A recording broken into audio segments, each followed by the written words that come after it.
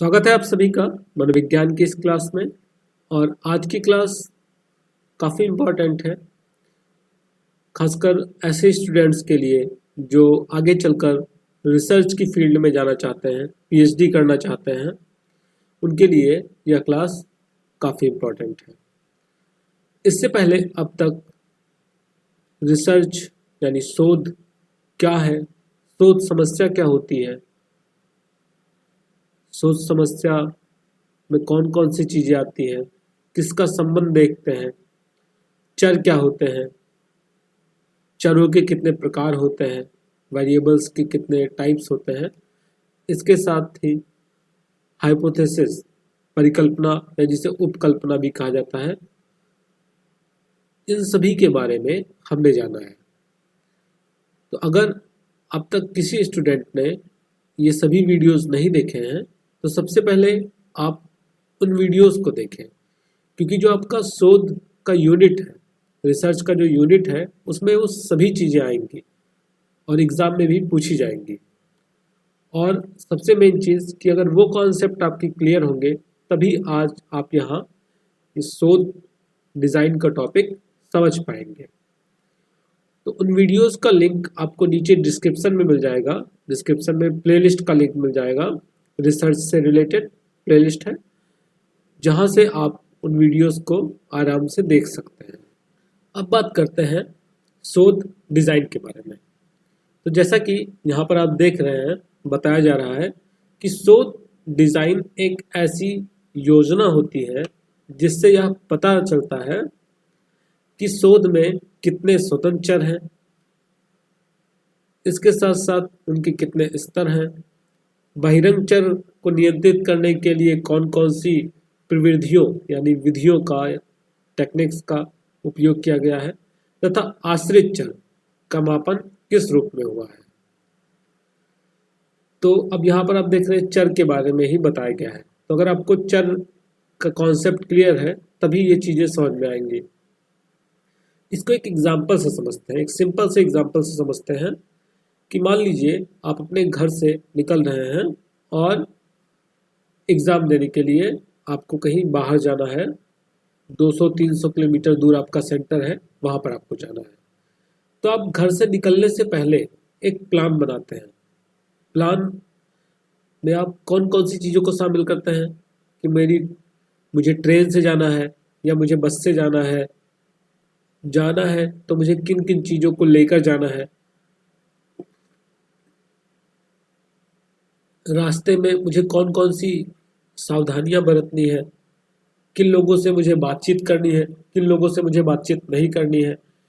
इसके साथ साथ आपको कहाँ पर बस मिलेगी, ट्रेन मिलेगी, कैसे मिलेगी, ये सारी चीज़ें आप अपने माइंड में एक प्लान बनाते हैं और देन उसके बाद फिर आप घर से निकलते हैं।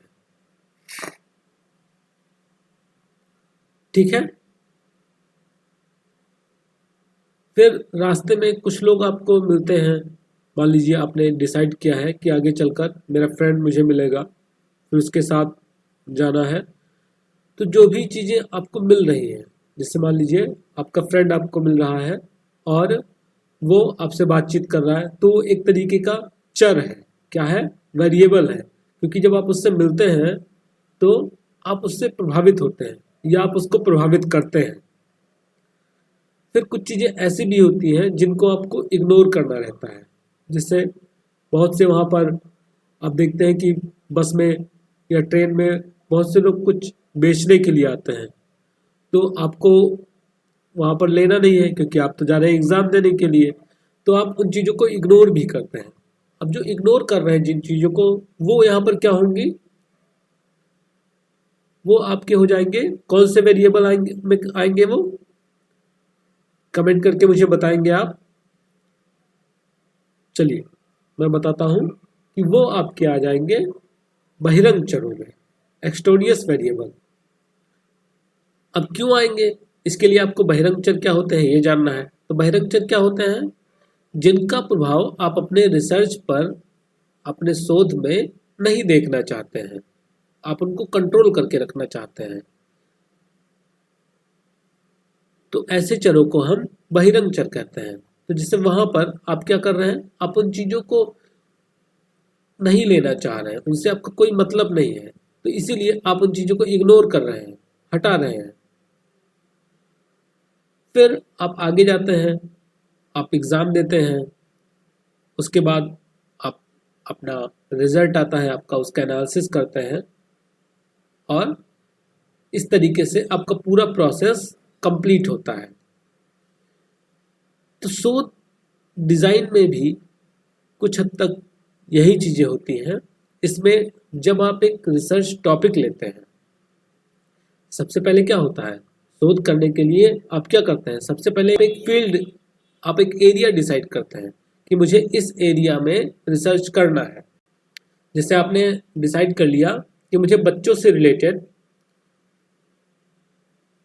टॉपिक लेना है, बच्चों की प्रॉब्लम्स पर रिसर्च करना है, खासकर ऐसे बच्चे जो स्कूल में अभी पढ़ रहे हैं, उनकी प्रॉब्लम्स पर मुझे रिसर्च करना है। तो आपने एक एरिया डिसाइड कर लिया कि मुझे इस एरिया में ही रिसर्च करना है। अब एरिया डिसाइड करना मतलब एरिया डिसाइड करने से लेकर और आपका रिजल्ट तक, ये सारी चीजें आपकी रिसर्च डिजाइन के अंतर्गत ही आती हैं। आपने क्या किया, एरिया डिसाइड कर लिया कि मुझे इस फील्ड में रिसर्च करना है। उसके बाद आप टॉपिक डिसाइड करते हैं।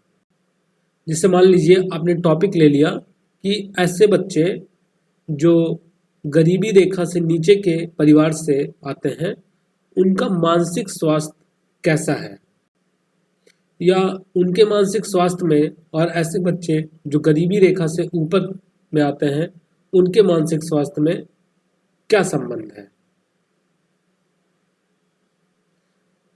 तो अब ये आपका हो गया शोध समस्या। आपने शोध समस्या बनाया, ये सारी चीजें आप पहले पढ़ चुके हैं, लेकिन फिर भी मैं आपको एक बार रिवाइज कर रहा हूं। आपने शोध समस्या बना दिया। अब उसके लिए आपको कौन कौन सी चीजों की जरूरत पड़ेगी, आपको ऐसे बच्चों की जरूरत पड़ेगी जो गरीबी रेखा से नीचे आते हैं, ऐसे भी बच्चों की जरूरत पड़ेगी जो गरीबी रेखा से ऊपर आते हैं। फिर आपको मानसिक स्वास्थ्य से संबंधित प्रश्नावली का जरूरत पड़ेगा, आप उसको लेंगे कि मानसिक स्वास्थ्य को आप मापेंगे कैसे। इसके साथ साथ आप चर डिसाइड करेंगे। तो यहां पर स्वतंत्र चर, आश्रित चर, ये सारी चीजें आप यहाँ पर डिसाइड करेंगे। बहिरंग चर, जो आपके बहिरंग चर हैं, उनको आप वहां पर कंट्रोल करेंगे, उनका प्रभाव आप नहीं देखना चाहते हैं तो आप उनको नियंत्रित करेंगे। और उसके बाद फिर आप उनका परीक्षण करेंगे, उनके मानसिक स्वास्थ्य का मापन करेंगे, उनसे क्वेश्चनायर भरवाएंगे या उनसे कुछ क्वेश्चंस पूछेंगे और उसके आधार पर आप उनके मानसिक स्वास्थ्य की गणना करेंगे। फिर उनका रिजल्ट आएगा और रिजल्ट जब आएगा तो आप दोनों ग्रुप को, ऐसा ग्रुप जिनका स्तर गरीबी रेखा से ऊपर का है उस ग्रुप का, और जो गरीबी रेखा से नीचे के स्तर से संबंधित है, दोनों ग्रुप का आप क्या करेंगे, तुलना करेंगे। तुलना में जो आपका रिजल्ट आएगा उसके आधार पर फिर आप कोई विवेचना करेंगे। तो आपका शोध समस्या से लेकर और यहाँ उस रिजल्ट का एनालिसिस करना, उस रिजल्ट की तुलना करना, ये सभी चीजें आपकी शोध डिजाइन के अंतर्गत आती हैं। आप इन सभी चीजों का पहले से ही प्लान बना लेते हैं।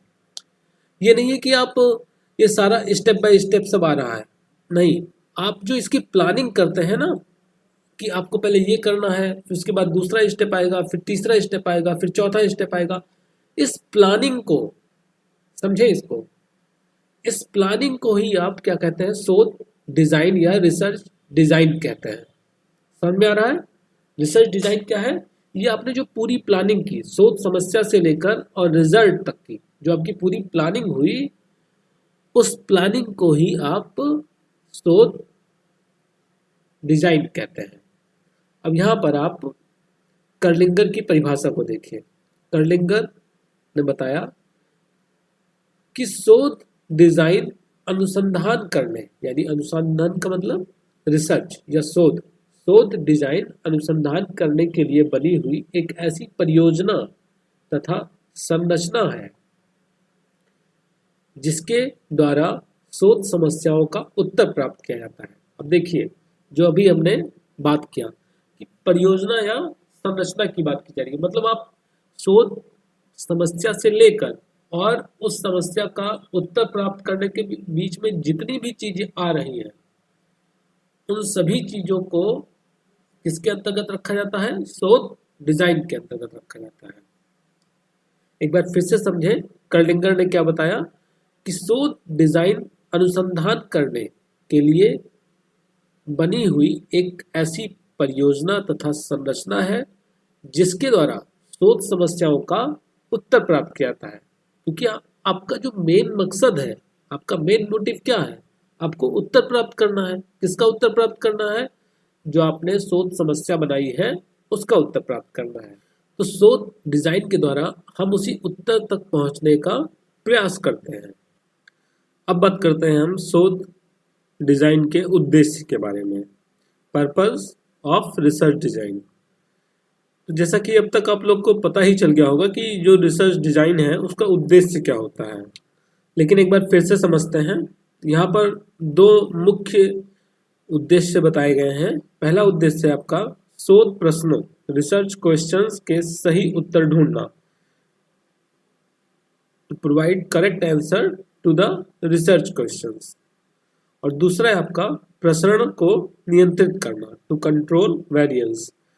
तो सबसे पहले बात करते हैं कि शोध प्रश्नों के सही उत्तर को ढूंढना। तो आप देखें इसमें शोध डिजाइन में, तो यहाँ पर शोध समस्या से लेकर और एनालिसिस तक की बात की जाती है, विश्लेषण तक की बात की जाती है। तो कहीं ना कहीं उसका उद्देश्य ये होता है कि शोध समस्या के उत्तर को खोजना। वही चीज यहाँ पर भी बता दिया गया है कि शोधकर्ता शोध डिजाइन के आधार पर शोध समस्याओं या प्रश्नों का एक वैध या वस्तुनिष्ठ उत्तर ढूंढने का प्रयास करता है। इस तरह से शोध डिजाइन द्वारा शोधकर्ता शोध समस्याओं के समाधान से संबंधित कुछ अनुभव सिद्ध सबूतों को जुटाता है। अब अनुभव कब होंगे? जब आप किसी काम को करते हैं तभी तो आपको कुछ अनुभव प्राप्त होता है। तो जब ये पूरा प्रोसेस होता है, शोध समस्या, फिर उसके बाद चरों का नियंत्रण, चरों का चुनाव, परिकल्पना बनाना, एनालिसिस करना, ये सारी चीजें जब होती हैं तो आपको शोध समस्या से संबंधित कुछ एविडेंस, कैसे एविडेंस? आपके एक्सपीरियंस के आधार पर एम्पिरिकल एविडेंस को आप जुटाते हैं, और जिसकी वजह से, जिसके द्वारा आप शोध समस्या के अंतिम निष्कर्ष पर पहुंचते हैं। दूसरा जो उद्देश्य है प्रसरण को नियंत्रित करना, टू कंट्रोल वेरिएंस। अब प्रसरण क्या होता है, सबसे पहले तो ये जाने। तो जो चीजें आप देखना चाह रहे हैं उन चीजों को ना दिखाकर उससे भटकाने वाली जितनी भी चीजें होती हैं उनको हटाना। जैसे कह सकते हैं कि जब आप वेरिएबल्स डिसाइड करते हैं तो आप कंट्रोल करते हैं किसको? एक्सटोनियस वेरिएबल को, बाह्य चरों को। जैसे मान लीजिए आप पढ़ाई कर रहे हैं, अब वहां पर आपके फ्रेंड आकर आपको डिस्टर्ब कर रहे हैं, तो आपका जो रिजल्ट है, आपको जो चीजें पढ़ रहे हैं वो याद तो होंगी नहीं, क्योंकि वहां पर डिस्टर्ब हो रहा है। अब वो जो डिस्टर्बेंस है उसको आप क्या करते हैं? नियंत्रित करते हैं। ठीक है, तो उसी को कहते हैं प्रसरण को नियंत्रित करना। अब प्रसरण में कौन कौन सी चीजें आती हैं? तो इसमें जैसे प्रयोगात्मक प्रसरण की उच्चतम सीमा प्राप्त करना, मतलब जो आपका आउटपुट है, हाईएस्ट आउटपुट प्राप्त करना। इसमें क्या होता है, जैसे आप पढ़ रहे हैं तो आप एकदम कंसंट्रेट होके जब पढ़ते हैं, तो जब आप एकदम कंसंट्रेट हो जाते हैं उस समय आपकी पढ़ाई का लेवल क्या होता है, आप कितना चीजें पढ़ते हैं और कितनी चीजें याद रह जाती हैं आपको, वो हो गया आपका उच्चतम सीमा। कि जब आप पूरी तरीके से क्या है, कंसंट्रेट होके पढ़ रहे हैं, एकाग्र होके पढ़ रहे हैं, कोई भी चीजें आपको डिस्टर्ब नहीं कर रही हैं, ना आपके फ्रेंड्स, ना आपकी फैमिली मेंबर, कोई भी चीजें, ये सभी क्या है, इन सबको आप नियंत्रित कर देते हैं, इन सबको आप हटा देते हैं, और तब आपका हाईएस्ट आउटपुट निकलकर बाहर आता है। समझ रहे हैं?